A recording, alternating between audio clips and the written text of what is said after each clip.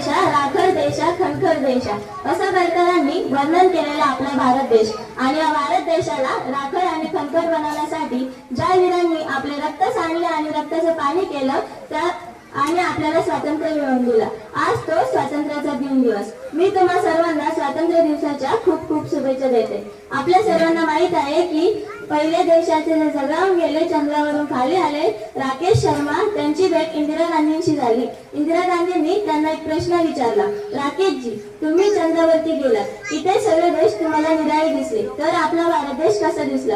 त्यांनी असे उत्तर दिले की सगळ्यांचे मन भरून आले। ते म्हणाले, सारे जहां से अच्छा हिंदुस्तान हमारा, सारे जहां से अच्छा हिंदुस्तान हमारा। आणि आहेच आपला भारत देश, सारे जहां से अच्छा हिंदुस्तान हमारा।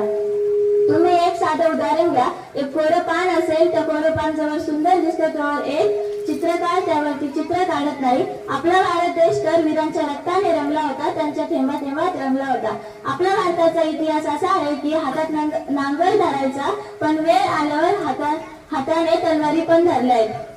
ज्या वीरांनी आपल्याला